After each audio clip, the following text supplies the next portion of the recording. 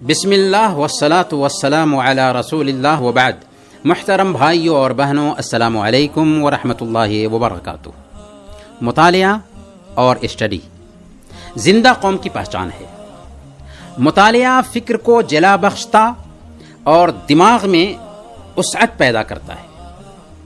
مطالعہ بے فائدہ مصروفیات سے بچاتا اور وقت کا صحیح استعمال کرنا سکھاتا ہے. مطالعہ خلوت کا بہترین دوست ہے.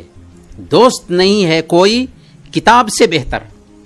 جی ہاں، کتاب سے بہتر کوئی دوست نہیں.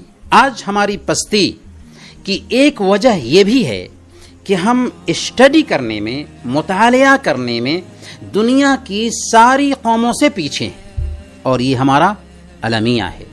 جو سماج پڑھنا نہیں جانتا، اس کے افراد میں صلاحیت کی کمی ہوتی ہے. ان میں آگے بڑھنے اور ترقی کرنے کا جذبہ نہیں ہوتا. اسلامی تہذیب کتاب اور قلم رکھنے والی تہذیب ہے. علم اور معرفت کی حامل تہذیب ہے. ہماری تہذیب علم سے بنتی ہے. ہماری پہچان علم سے ہوتی تھی. آج اکثر لوگوں کی یہ شکایت ہوتی ہے کہ مجھے وقت نہیں ملتا، ڈیوٹی کے تقاضے ہیں، ڈیوٹی میں مشغول رہتے ہیں، ڈیوٹی سے تھک کر کے آتے ہیں، آرام کرتے ہیں، وقت کہاں ہے کہ مطالعہ کیا جائے، وقت کہاں ہے کہ پڑھا جائے. حالانکہ ہم میں سے ہر آدمی کو اگر اپنے 24 گھنٹے پر نظر رکھے، دھیان دے، تو پتہ چل جائے گا کہ عجیب طریقے سے 24 گھنٹے میں 4-5 گھنٹے کو یوں ہی وہ برباد کر دیتا ہے. یا یہ کہہ لیجئے کہ ہم بیکار کاموں میں ان قیمتی اوقات کو ضائع اور برباد کر دیتے ہیں. کیا ان وقتوں کو اسٹڈی کرنے میں نہیں لگا سکتے تھے؟ پڑھنے میں نہیں لگا سکتے تھے؟ کوئی علم سیکھنے میں نہیں لگایا جا سکتا تھا؟ لگایا جا سکتا تھا. لیکن چونکہ ہم نے مطالعہ اور اسٹڈی کی اہمیت کو نہیں سمجھا، جس کی وجہ سے یوں ہی ہم ٹائم پاس کرتے رہتے ہیں. ہماری عورتیں گھروں میں ٹیلی ویژن دیکھنے، مارکیٹنگ کرنے اور سج دھج کرنے میں وقت برباد کر دیتی ہیں. اگر وہ کچھ وقت مطالعہ کے لیے نکالنا چاہتی تو آرام سے مطالعہ کے لیے وقت نکل جاتا. ہم ڈیوٹی جانے کے لیے جب اپنی گاڑی پر بیٹھتے ہیں تو اس بیچ میں بہت ساری تقریر، بہت سارے لیکچر سن کر کے اپنی صلاحیت میں اضافہ کر سکتے ہیں.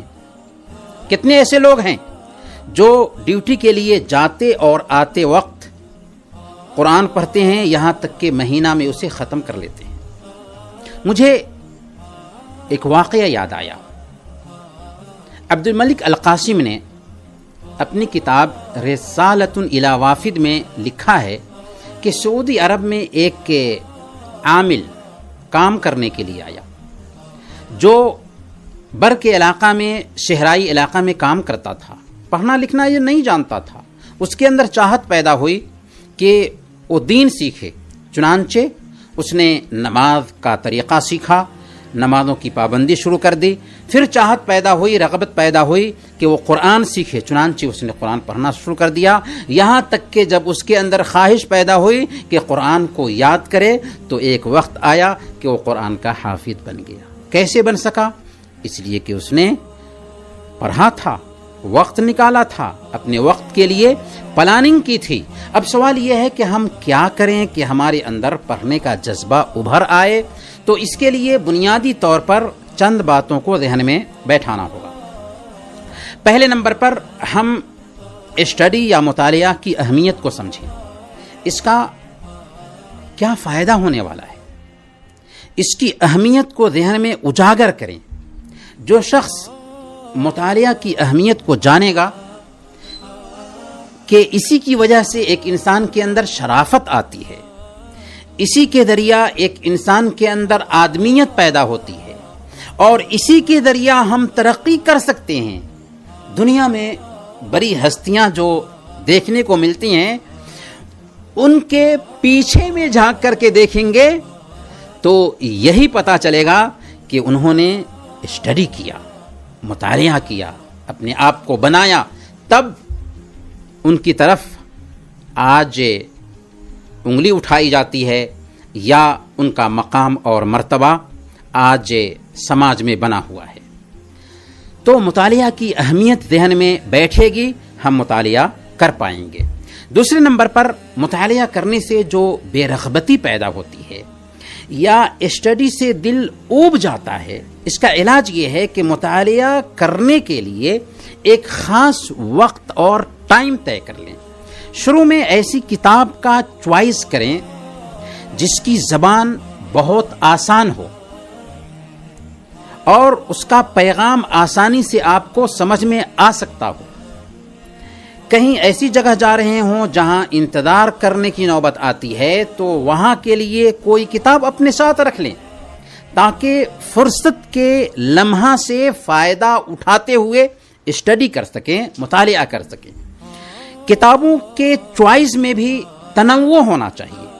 ایک ہی کتاب کو بار بار پڑھنے سے آدمی کے اندر اکتاہٹ آ ہی جاتی ہے، اس لیے اگر کسی کتاب سے اکتاہٹ ہو رہی ہے تو کسی دوسرے ٹاپک پر کتاب کا چوائس کریں اور اس کتاب کو پڑھنا شروع کر دیں۔ تیسرے نمبر پر اپنی طبیعت اور رجحان کے حساب سے کتاب کا چوائس کریں۔ جس موضوع کے تحت، جس ٹاپک کے تحت آپ کی دلچسپی ہے، اسی ٹاپک پر اپنے پاس کتاب رکھیں، کیونکہ دلچسپی کی بنیاد پر ہی پڑھنے میں رغبت پیدا ہوتی ہے۔ اہل علم اور پڑھے لکھے لوگوں کی صحبت میں بیٹھیں گے تو چونکہ وہ اسٹڈی کرتے ہیں، پڑھتے ہیں، اس ناحیہ سے ہمارے اندر بھی جذبہ پیدا ہوگا اسٹڈی کرنے کا۔ ان کی صحبت میں علمی گفتگو کر سکیں گے اور ہمارے اندر بھی مطالعہ اور اسٹڈی کرنے کا شوق اور ذوق پیدا ہو سکے گا۔ چوتھے نمبر پر مطالعہ کرنے کی عادت ڈالیں۔ مطلب کیا ہوا؟ مطلب یہ ہوا کہ شروع میں جب آپ مطالعہ کرنا چاہیں گے تو دل نہیں لگے گا، کیونکہ عادت نہیں ہے نا، تو اپنے آپ کو مطالعہ کرنے کے لیے مجبور کریں۔ جب آپ شروع کریں گے تو مطالعہ یا اسٹڈی آپ کے لیے بوجھل محسوس ہوگا، لیکن دھیرے دھیرے یہی مطالعہ آپ کی عادت بن جائے گا، اور جب مطالعہ آپ کی عادت بن جائے تو پھر اسی میں آپ کا من لگے گا اور اس کے بغیر آپ کو ایسے محسوس ہوگا جیسے پانی کی مچھلی کو خشکی پر لا کر کے رکھ دیا گیا ہو۔ پانچویں نمبر پر چھٹی کے اوقات دوستوں اور جان پہچان کے لوگوں یا اہل خانہ فیملی کے افراد کے ساتھ ضرور گزاریں۔ ہم اس سے منع نہیں کرتے، لیکن رت جگہ کرنے کی بجائے کچھ وقت نکال کر کے فیملی کے افراد کے ساتھ، دوستوں کے ساتھ کچھ پڑھنے کی عادت ڈالیں۔ فیملی تفریح کے لیے بھی نکلیں، پکنک کے لیے بھی نکلیں، لیکن اس میں سے کچھ وقت نکال کر کے مطالعہ کے لیے بھی خاص کریں۔ اگر ایسا کیا تو عجیب طریقے سے ہماری فکر میں وسعت پیدا ہوگی اور ہم تجربے کی نئی نئی چیزیں سیکھ سکیں گے، کیونکہ جب ہم مطالعہ کرتے ہیں تو عظیم ہستیوں کے ساتھ ٹائم گزارتے ہیں۔ وہ ہستیاں جو گزر چکی ہیں، جن کو اللہ تعالیٰ نے صلاحیت دی تھی، ان کے علم سے، ان کے تجربہ سے ہم سیکھتے ہیں اور وہ چیزیں ہم اپنے اندر اتارنے کی کوشش کرتے ہیں۔ آخر میں یہ بات یاد رکھیں، اگر آپ خود میں پڑھنے کا جذبہ پیدا نہیں کرتے، اپنے گھر میں اچھی اچھی کتابیں لا کر کے لائبریری بنا کر کے نہیں رکھتے، اخبار وغیرہ کے اسٹڈی اور دینی میگزینس وغیرہ کے مطالعہ کا اہتمام نہیں کرتے، تو یہ بات نوٹ کیجئے کہ آپ کے بچوں کے اندر بھی مطالعہ کا شوق نہیں پیدا ہو سکتا، آپ کے بچے بھی مطالعہ کرنے والے نہیں بن سکتے۔ اور اس طریقے سے نقصان کیا ہوگا کہ علم کا گراف دھیرے دھیرے گرتا ہی جائے گا. ہماری اور ہماری فیملی کی سوچ محدود ہوتی جائے گی، کیونکہ ہمارے بچے ہم سے سیکھتے ہیں. ہم جیسے ہوں گے ہمارے بچے بھی ویسے ہی ہوں گے. اللہ سے دعا کرتے ہیں کہ اللہ تعالی ہم سب کو مطالعہ کرنے کی توفیق عطا فرمائیں. وصلی اللہ علی نبینا محمد وعلی آلہ وصحبہ اجمعین.